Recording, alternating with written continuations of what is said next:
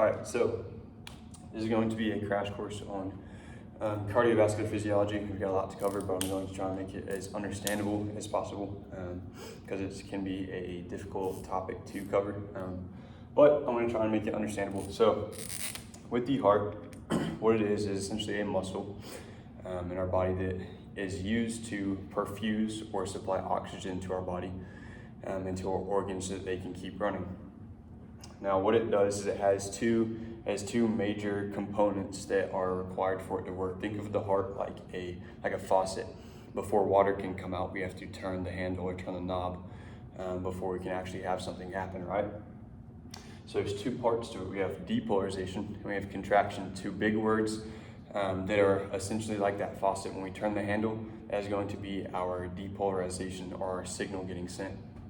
Our heart has electricity that it uses to exert force, and our contraction phase is going to be the actual water coming out and the valves opening inside of a faucet to allow water to come out. So essentially we have blood flow coming through the heart. We have all these veins and arteries that are super important, but what we're going to focus on is contraction and depolarization. So like I said, we have a depolarization model, we have a blood flow model / contraction model, kind of blood flow going through the heart. But before we look at contraction, we have to focus on depolarization.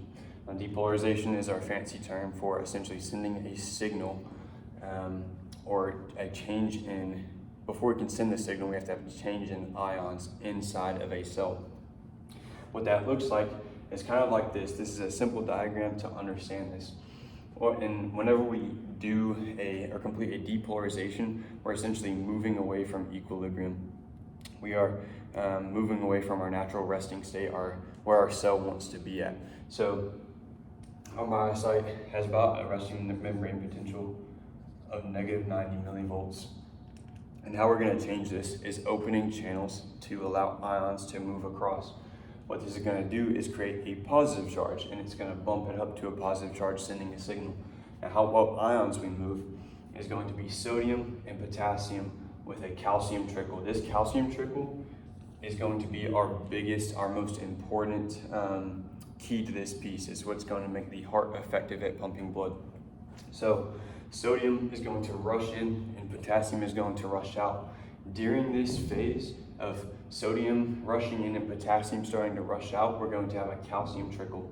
What this does is, in going back to blood flow, it allows blood flow to be extended, so we can really maximize how much blood we're sending out of the heart. If we extend depolarization phase before having contraction phase, remember depolarization comes before contraction.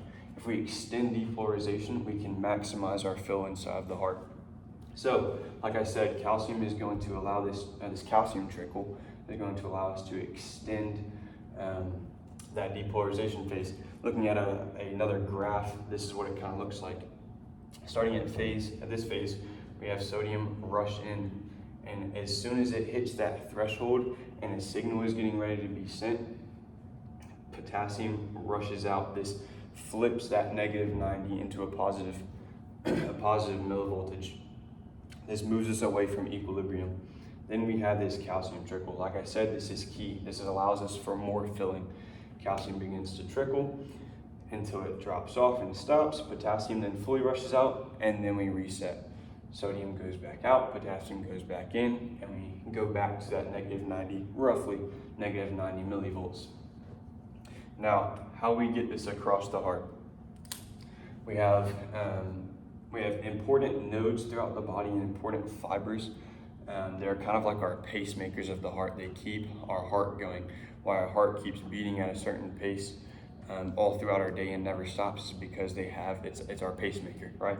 We have to always be sending blood throughout the body and perfusing those organs or providing oxygen to those organs. So how we do that is we're going to start with the sinoatrial node. Is at the sinus of the heart, sinus of the atria. This thing has an inherent automaticity. Like the rest of our nodes and fibers, they have inherent automaticity. This means they depolarize. They don't have to have anything to trigger them to depolarize. They just keep going. So starting with the SA node, has roughly depolarizes at roughly 100 beats per minute.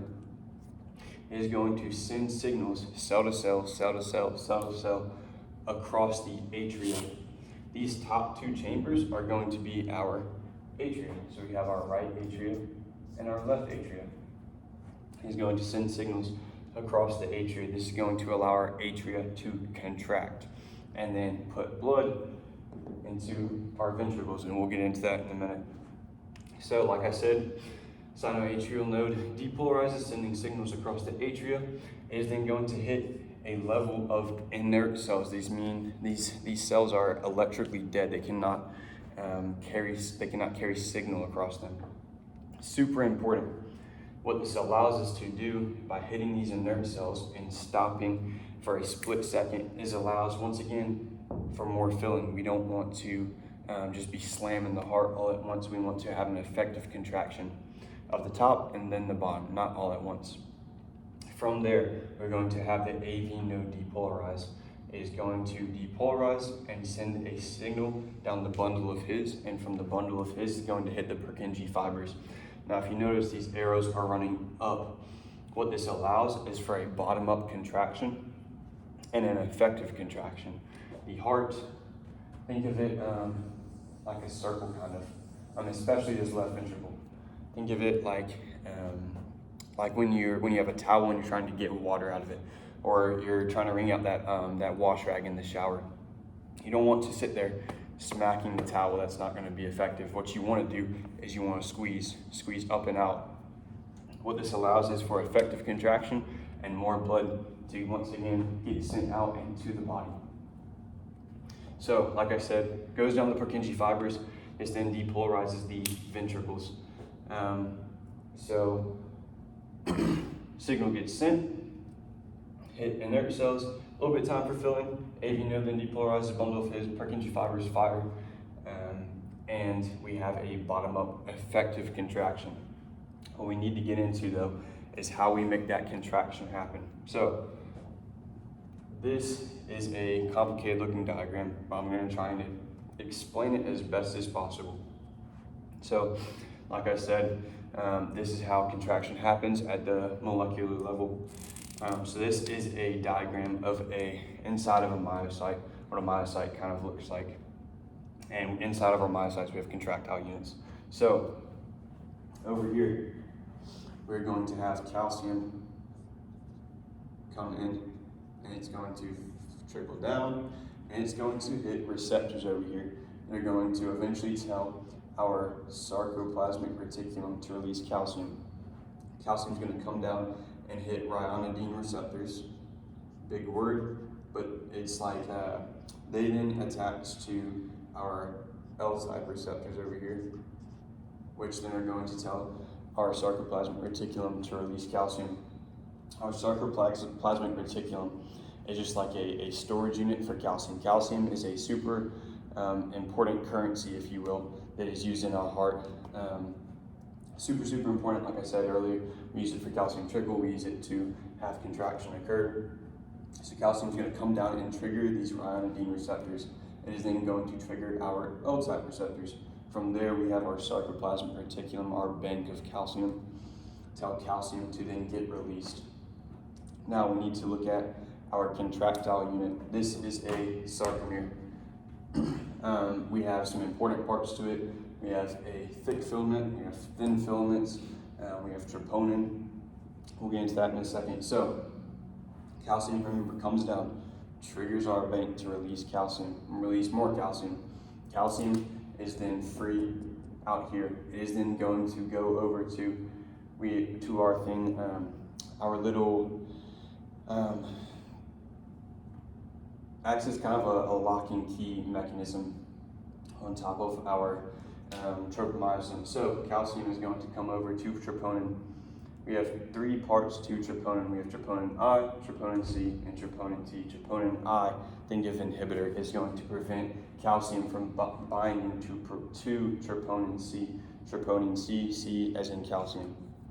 Troponin I inhibits that. So calcium is going to come over and bind to troponin C. From there, troponin T is what is going to shift. This is going to allow is going to be a very important step to our contraction phase. So remember, calcium comes over, binds to troponin C, troponin T shifts. From there, tropomyosin, this wound up looking coil will shift. This allows, remember myosin, our thick filament from earlier, myosin is then going to grab actin. This allows for a pulling technique. We do this essentially by dropping off molecules, attaching molecules. It is a it's not a lengthy process, but there's a lot of stuff happening all at once to make this happen. So calcium, remember, comes over, binds to troponin C, troponin T moves, tropomyosin shifts, and then myosin, these globular looking heads, can then grab actin and create a pull technique. And this happens over and over and over again throughout our heart to allow this effective contraction.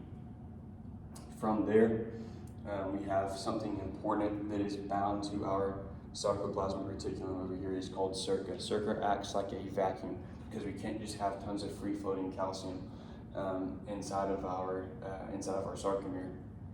So calcium, like I said, circa is going to pull calcium back in, and we have another thing that is attached to circa. Our vacuum is like an on and off switch. It's called phospholambin.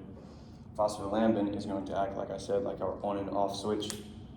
Is going to tell circa to stop taking calcium, because imagine sending calcium out and circa is just constantly running. You're not even going to allow calcium to bind to troponin C because circa is constantly running.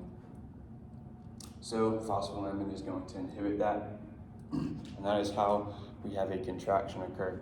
So this is one unit. We have tons of these units lining our walls of our heart, and especially this left ventricle where we have high levels of musculature, high levels of contractile tissue, because that is our most important part of the heart, most important, if you will, to send blood, lots of blood out of the heart and adequately perfuse our organs.